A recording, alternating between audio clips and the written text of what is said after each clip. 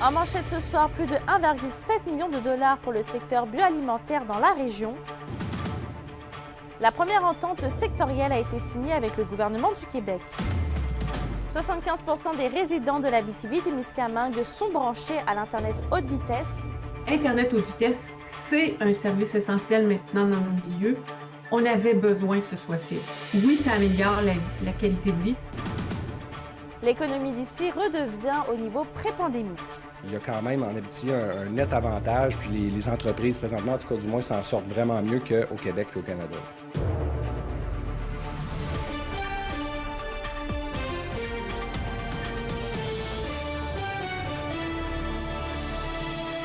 Bonsoir et bienvenue au TVA Nouvelles.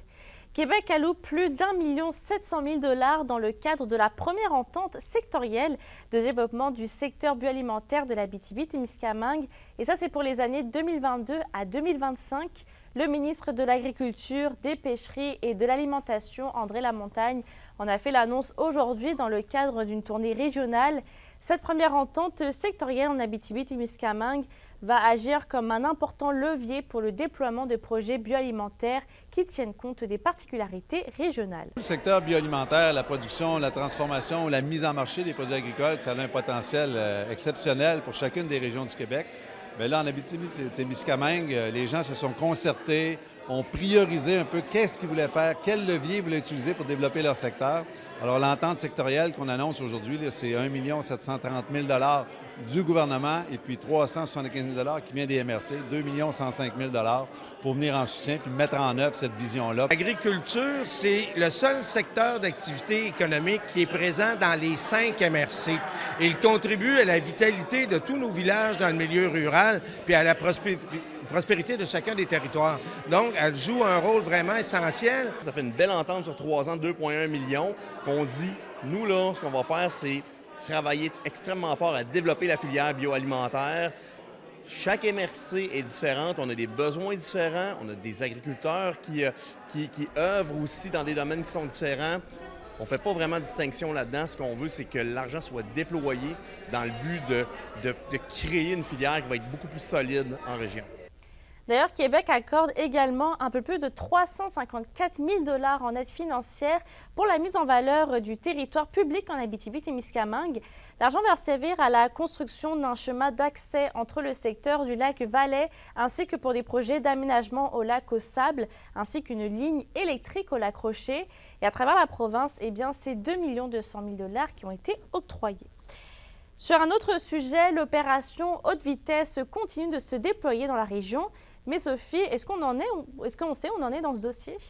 Eh bien, tout d'abord, Mélissa, il faut le rappeler, cette opération vise à donner accès à l'Internet haute vitesse aux citoyens de l'ensemble des 5 MRC de l'Abitibi-Témiscamingue et ainsi qu'au nord du Québec. Et l'Abitibi-Témiscamingue était le plus gros chantier auquel devait faire face Vidéotron. Et selon Vidéotron, là, justement, avec qui j'ai communiqué aujourd'hui, c'est plus de 99% de la construction du réseau qui est complétée à ce jour. Et leurs équipes là, en sont donc à l'étape parallèle de connecter maintenant les foyers à tout ce nouveau réseau.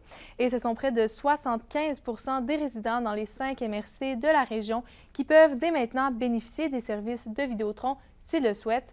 Et c'est un projet là, qui permettra d'améliorer la qualité de vie pour les citoyens de la région. Je vous laisse d'ailleurs entendre la préfète Claire Bolduc à ce sujet. Internet haute vitesse, c'est un service essentiel. Alors, la volonté qu'a exprimé le gouvernement que tout le monde soit branché et les moyens qu'il a mis en place pour le faire, chez nous, ça se traduit concrètement par des facilités de télétravail pour des gens qui ont des emplois qui le permettent. C'est des facilités aussi pour les loisirs, pour les familles. C'est des facilités d'apprentissage pour les élèves qui sont à l'école primaire ou dans les études secondaires et postsecondaires. C'est en fait l'amélioration de la qualité de vie et de possibilités aussi, business, qu'on parle de faire des affaires, de développement économique. Toutes les possibilités sont devant nous. Et je vous rappelle également que ce sont plus de 13 000 foyers qui étaient visés par l'opération dans les 5 municipalités de la région et que ce sont près de les 5 MRC, pardon, et ce sont près de 130 millions de dollars qui ont été investis dans le projet. Et j'ai pu parler là, parmi ces 5 MRC-là à la préfète de Témiscamingue et à celui d'Abitibi-Ouest. Et pour ce qui en est du déploiement, justement, en Abitibi-Ouest, jusqu'à maintenant, un peu plus de 1400 adresses ont été livrées par Vidéotron, ce qui représente 42 % du travail accompli. Le service des communications m'a aussi mentionné qu'un nouveau bloc d'adresses prêtes à recevoir un service Vidéotron en Abitibi-Ouest devrait être dévoilé la semaine prochaine là-bas. Et au Témiscamingue, maintenant, le déploiement de la fibre est encore plus avancé avec 80 % des adresses qui avaient été identifiées par Vidéotron et par la MRC qui ont désormais accès à Internet haute vitesse. Les MRC qui sont d'ailleurs plutôt satisfaites là, de cette collaboration avec Vidéotron. Le transfert d'informations était très rapide de la part de la MRC. C'est un des endroits au Québec où la collaboration Vidéotron-MRC a été particulièrement efficace au bénéfice des citoyens. Avec Vidéotron, on a une rencontre mensuelle, puis toutes les demandes qu'on leur adresse, on a des réponses. Fait que je pourrais vous dire qu'à l'heure actuelle, nos relations avec eux sont bonnes, puis on a de très bonnes communications. On savait qu'on était une des régions les plus affectées, donc que les travaux seraient très, très majeurs. Donc oui, on aurait voulu plus vite, mais avec le résultat qu'on va avoir, bien, ça va être super. Et on s'attend à ce que tous les domiciles visés par l'opération haute vitesse soient branchés dès le 30 septembre, une date butoir qui avait été retardée suite au constat sur l'importance de ce chantier. Merci Sophie. Au plaisir. La Sûreté du Québec demande toujours l'aide du public pour retrouver Kingston Conn Robert, un adolescent de 14 ans originaire de Lac-Simon. Il a été vu pour la dernière fois au début du mois d'août dans le secteur du chemin du Docteur Lemay à Rouyn-Noranda. Vous voyez d'ailleurs les informations à l'écran. Kingston Conn Robert mesure 5 pieds 1 pouce et a les yeux et les cheveux bruns. Évidemment, toute personne qui l'apercevrait est priée de communiquer avec le 911. Dans le dossier des feux de forêt, la situation dans le nord du Québec, malheureusement, se détériore alors que la Sopfeu avise qu'elle combat depuis aujourd'hui des feux de très grande intensité dans le secteur de Wemingey et de Radisson. La sécheresse cumulée depuis plusieurs semaines avec les conditions météorologiques défavorables contribue à l'intensité des brasiers. 3 feux situés dans le nord-ouest de la région de la baie James connaissent d'ailleurs une propagation importante et ça, c'est en raison des vents qui atteignent jusqu'à 40 km/h. Aucune intervention humaine ne peut être faite pour le moment dans ces zones en raison de la trop grande dangerosité des feux. Même chose pour ce qui est de l'utilisation des avions citernes. Les comportements qu'on s'attendait cet après-midi étaient vraiment dus au fait qu'il y a une dépression qui rentre ce soir. Donc, de fort vent à l'avant de cette dépression. Cette dépression va apporter des précipitations. Autour de 10-12 mm sont attendus dans le secteur. On va espérer les avoir au complet et même en avoir plus. Cela va apporter un répit lors des prochains jours. Les incendies vont se calmer en raison de l'humidité qui va être à la hausse. Quand on regarde à long terme, on s'entend que c'est du long terme, mais on annonce un retour au temps chaud et sec la semaine prochaine. Donc, c'est vraiment une fenêtre d'opportunité pour nous pour travailler sur ces incendies de façon plus efficace au courant de la fin de semaine. Parlons maintenant d'économie. Les entreprises se portent mieux aujourd'hui selon les dernières données de Statistique Canada. Le nombre de faillites est en baisse, même en Abitibi-Témiscamingue. Kimberly Hall parle de cette tendance avec le président de la Caisse et Associés Inc. Les entreprises en région se portent plutôt bien aujourd'hui selon plusieurs données de Statistique Canada. Au niveau commercial, les dossiers ont augmenté en insolvabilité. Donc, ça veut dire qu'il y a plus de faillites et de redressements qui se déposent qu'avant la pandémie. Ça, c'est quand même quelque chose d'assez récent parce que pendant la pandémie, tous les dossiers ont baissé. Il y a eu beaucoup moins de faillites, il y a eu beaucoup d'aides gouvernementales et tout ça. Mais si on regarde en Abitibi, on est encore 30 % en bas des niveaux pré-pandémiques. Donc, ça veut dire qu'en Abitibi, on s'en sort quand même vraiment bien au niveau commercial. Souvent, les gens vont comparer, exemple, à l'année passée. Ils vont regarder les stats de juin l'année passée. Ça, si on fait ça, ça peut donner l'impression qu'on a une hausse incroyable des dossiers d'insolvabilité parce que les hausses sont de 20-30 % par rapport à l'année passée. Mais on était artificiellement trop bas en termes de dossiers. Donc, on est en train de tranquillement rattraper le retard, mais il y a encore, en tout cas du moins en Abitibi-Témiscamingue, beaucoup moins de dossiers commerciaux et consommateurs qui se déposent. Je sais qu'au niveau des secteurs, ça peut être un peu compliqué, mais est-ce qu'il y y a certains secteurs qui se portent mieux que la moyenne? En Abitibi-Témiscamingue, moi, les gens que je rencontre, bien, c'est sûr qu'on rencontre des gens au niveau du camionnage, commerce de détail. C'est sûr qu'on touche un petit peu à toutes sortes d'entreprises. Mais en Abitibi, on est quand même... Il y a beaucoup de secteurs qui dépendent des mines, évidemment. Et vu que les mines ont rapidement, en début de pandémie, été classées comme travailleurs essentiels, bien, ça fait qu'il y a eu très peu d'arrêts d'opération. Donc, les gros revenus qui découlaient de ces secteurs-là ont continué de rentrer. Donc, il y a eu moins d'impact. Il y a eu ce facteur-là et il y a eu aussi le facteur de l'aide en Abitibi. Tu sais, quand on reçoit 60 000 en Abitibi-Témiscamingue, c'est pas le même 60 000 qu'à Montréal, notamment pour tout ce qui est logement. Donc, c'est sûr qu'une entreprise qui a un bâtiment à Fugerville, bien, elle ne paye pas le même coût de loyer qu'une entreprise qui est à Montréal. Donc, rapidement, les entreprises qui ont des loyers beaucoup plus chers ont passé au travers de ces aides-là, alors qu'en Abitibi, bien, on peut l'utiliser sur plus longtemps. Donc, ces deux facteurs-là font qu'il y a quand même en Abitibi un net avantage, puis les entreprises, présentement, en tout cas, du moins, s'en sortent vraiment mieux qu'au Québec et au Canada, là. Au niveau du consommateur, peut-être que c'est ça, on ne dépasse pas autant qu'au niveau pré-pandémique. Selon vous, est-ce que c'est seulement l'inflation qui explique ça? Quand on regarde au niveau consommateur, là, Québec, Canada, Abitibi, ça se ressemble. Donc, on est à peu près dans les mêmes pourcentages. On n'est pas encore au niveau pré-pandémique, mais on est vraiment dans un décalage. Tu sais, il y a eu beaucoup d'aide gouvernementale qui a été donnée. Donc, l'aide gouvernementale met de l'argent dans les poches des gens, mais essentiellement, ce qu'elle fait, c'est que tout le monde a plus d'argent. Donc, si tout le monde a plus d'argent, bien, les gens la dépensent quand même, l'argent, et donc l'inflation augmente. Donc, l'inflation s'est faite créer en partie de cette façon-là. Donc, oui, il y a de l'inflation, et là, on commence à sentir les contre-coups. C'est sûr qu'on a de plus en plus d'appels, les gens sont nerveux, on a de plus en plus de demandes de présentation à des groupes comme des étudiants ou des personnes âgées pour voir comment il faut se structurer dans un contexte d'inflation élevée, de taux d'intérêt élevés. Fait que c'est sûr que tous ces facteurs-là viennent créer beaucoup d'incertitudes, puis viennent créer du stress, hein, de l'anxiété même financière dans certains cas. Donc, c'est sûr que présentement, on est appelé à interagir avec les gens beaucoup à ce niveau-là, beaucoup au niveau de la prévention, là. Pour les prochains mois, est-ce que vous avez peut-être une idée quelle serait peut-être la tendance? Je m'attends à ce que ça continue de faire ce que ça l'a fait depuis 2020, c'est-à-dire qu'on a eu une très grande chute du nombre de dossiers d'insolvabilité. Moi, je m'attends à ce que ça continue de réaugmenter tranquillement pour se rendre éventuellement au niveau pré-pandémique puis les dépasser. Je ne m'attends pas à ce qu'il y ait un boom, surtout pas en Abitibi-Témiscamingue. Ça devrait juste réaugmenter graduellement. Merci beaucoup pour ces infos. Merci. On revient sur le dossier de Stéphanie Alain, n'ayant toujours pas de réponse de la Régie de l'assurance maladie du Québec pour son traitement expérimental en Alberta. Elle demande maintenant à la population d'écrire par courriel directement au ministre de la Santé ainsi qu'au Premier ministre pour l'appuyer. La Rouyn-Norandienne, qui combat une forme rare de cancer, un sarcome alvéolaire, désire donc que François Legault et Christian Dubé soient informés de sa situation. On rappelle qu'à la fin du mois de juillet, la RAMQ a refusé de couvrir des frais nécessaires pour que Stéphanie Alain puisse participer à son traitement à Calgary. Elle avait par la suite demandé un renversement de la décision. Toujours dans le domaine de la santé, plus de gens de la région sont à risque de vivre de la détresse psychologique au travail. Le Centre intégré de santé et de services sociaux de l'Abitibi-Témiscamingue a publié un rapport au début du mois concernant la santé psychologique des travailleurs de la région. Et selon le CISAT, en 2021, 22% des travailleurs de la région avaient un niveau élevé à l'échelle de détresse psychologique liée à leur emploi principal. Ces personnes étaient donc plus à risque de développer de la détresse psychologique. En 2015, 17% l'étaient, une augmentation donc de 5% jugée significative dans le rapport. Évidemment, si vous vous retrouvez dans cette situation, vous pouvez appeler le 811 qui peut vous aider, c'est-à-dire la ligne Info Sociale.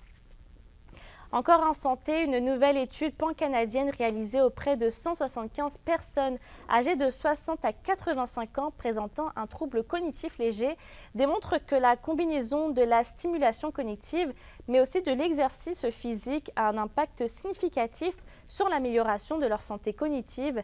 Cette étude, conduite dans 5 universités canadiennes, est porteuse d'espoir pour les personnes présentant des troubles cognitifs légers. Rappelons que selon la Société d'Alzheimer du Canada, 597 000 Canadiens étaient atteints de troubles neurocognitifs en 2020. Sur un autre sujet, la randonnée du souvenir Thierry Leroux en l'honneur des policiers décédés dans l'exercice de leurs fonctions a commencé ce matin sur le coup des 7 heures. Le départ a eu lieu au Collège militaire royal de Saint-Jean-sur-Richelieu. Les participants parcourent aujourd'hui 180 km jusqu'à Victoriaville. On rappelle qu'en février 2016, après une intervention qui a tourné au drame à Lac-Simon, l'agent Thierry Leroux avait perdu la vie. Chaque année maintenant, la Fondation Thierry Leroux tient plusieurs activités de financement pour promouvoir et améliorer la qualité de vie des jeunes de 4 à 25 ans de la Vallée de l'Or, mais aussi de la communauté de Lac-Simon. Et on termine ce premier bloc d'informations. Le ministère des Transports qui procède à la réfection de la chaussée sur la route 111 entre les intersections avec le chemin principal à Haussier et la première rue Est à Macamic, et ce jusqu'à la fin du mois de septembre. La circulation va se faire en alternance avec des signaleurs et des feux de circulation de chantier, ainsi qu'avec un véhicule escorte du lundi au vendredi entre 7h et 18h, et la vitesse est limitée à 70 km/h. L'indice boursier minier au TVA Nouvelle 18h est une présentation de GFM Groupe Financier. Vous désirez bien planifier vos investissements ou l'étude de vos enfants? Profitez de la valeur de nos conseils afin de sécuriser votre futur. GFM Groupe Financier. Au-delà de la finance, il y a vos rêves et vos projets. C'est ce soir que l'Agora des Arts de Rouyn-Noranda dévoile sa programmation 2023-2024. L'organisation va présenter la thématique de la nouvelle saison. On vous dévoile tout après la pause. Les SADC de l'Abitibi-Témiscamingue et du nord du Québec vous présentent la bonne nouvelle économique TVA. C'est en 2015 que Luc Maltais a fait l'acquisition du commerce situé au 511 rue Royale à Malartic. Devenu le dépanneur LM en 2021, l'entrepreneur a investi 400 000 $ depuis afin d'innover et de proposer de la diversité à sa clientèle. On peut y trouver des repas prêts à manger, de la pizza du dépanneur près du lac, divers articles provenant du magasin Le Smoke Shack et de la microbrasserie Le Prospecteur. Les SADC, partenaires de l'économie de la région.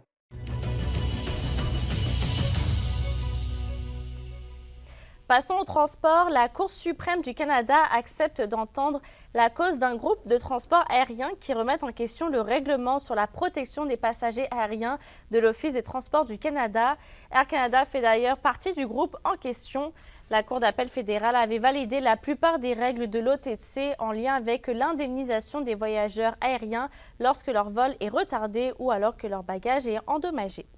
La chronique culturelle, une présentation des denturologistes Leclerc. Bruno Leclerc à sa clinique de Lassar et Jasmin Leclerc à Amos conçoivent des prothèses dentaires partielles complètes ou sur implant de qualité et d'apparence naturelle qui vous permettront de parler, manger et sourire en toute confiance. Justine, la programmation 2023-2024 de l'Agora des Arts vient d'être dévoilée. Oui, ça vient tout juste de se terminer ici à l'Agora des Arts. Vous pouvez voir, les gens sortent, ils profitent du DJ et de boire un petit cocktail en formule 5 à 7. Et je vous avertis, on va avoir une belle année 2023 et 2024 pleine de culture. On va pouvoir assister à 4 volets différents de spectacles, dont le volet régulier, le volet jeunesse, les volets instantanés et le volet Agora Plus. Des spectacles pour tous les âges vous attendent et vous allez pouvoir voir la programmation complète sur le site web de l'Agora des Arts ou sur leur page Facebook. Il va y avoir les murailles, il n'y a plus d'éléphants mystiques, métalliques et plusieurs autres qui vont faire partie de la programmation.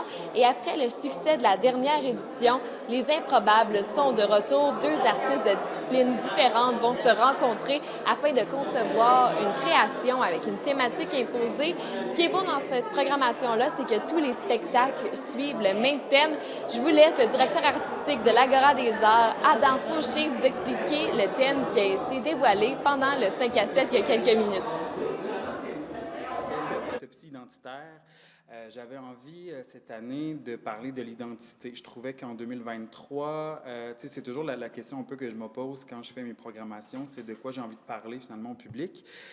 Et je trouve toujours une espèce d'angle pour comme orienter tous les spectacles. Puis l'identité ressortait beaucoup. Donc, j'avais comme envie qu'on re-questionne notre identité, autant notre identité de genre que notre identité en tant que Québécois, mais aussi peut-être en tant qu'immigré qui habite au Québec. Donc, c'est vraiment comme la thématique qui vole au-dessus des 21 spectacles qu'on va présenter cette année. Et Justine, la 9e édition du Festival de la Fée de l'Abitibi-Témiscamingue commence aujourd'hui. Les festivaliers vont pouvoir assister assister à de nombreux spectacles en mode cabaret festif au Théâtre des Esquerres d'Amos. Ce soir, c'est Vilain Pingouin qui va enflammer la scène. Demain, on va pouvoir assister au spectacle de Claudia Bouvette. Et samedi, le festival se conclut avec les Chiens de Ruelle qui nous attendent pour une super belle soirée. Et on peut s'attendre à une édition grandiose pour le festival La Fée. Et pour terminer, la ville de Lassar est satisfaite de sa programmation estivale cette année. Parmi les moments forts, on y compte la 2e édition du Festival. Les activités qui ont eu lieu ont eu beaucoup d'engouement dans la population. Il y a eu des parties amicales de volleyball de plage, les ateliers créatifs avec Sophie Royer et l'exposition au Centre d'art qui ont attiré beaucoup de gens.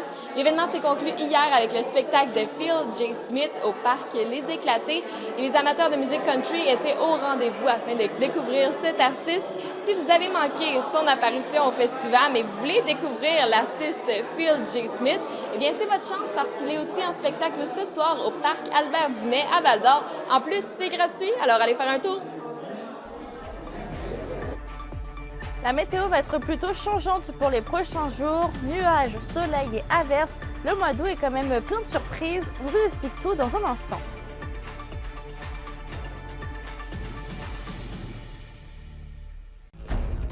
Les nouvelles du sport. Une présentation du tout nouveau Toyota Tundra et Tundra Hybride 2022. Disponible chez Accès Toyota de Rouyn-Noranda. Accès Toyota, leader régional des véhicules hybrides. Au sport, les Huskies et les Foreurs renouent en ce moment avec le duel de la 117 au centre Annico-Eagle de Val-d'Or depuis 18h. Les deux équipes sont en plein camp de recrues et d'entraînement en vue de la nouvelle saison de la Ligue de hockey junior majeur de Québec. La saison estivale arrive malheureusement petit à petit à sa fin. La saison de baignade à la plage municipale Rotary à Val-d'Or est officiellement terminée. Plus aucun surveillant sauveteur ne surveille les lieux. La plage demeure toutefois ouverte pour encore 3 semaines. La météo, une présentation de Nicole Auto de Lassar. Avec la plus grande variété de camions en région, Nicole Auto de Lassar, capitale régionale du pick-up. Et à la météo, Justine, la pluie va être présente dans les prochains jours. Effectivement, sortez vos bottes à l'eau du placard, vous allez en avoir besoin.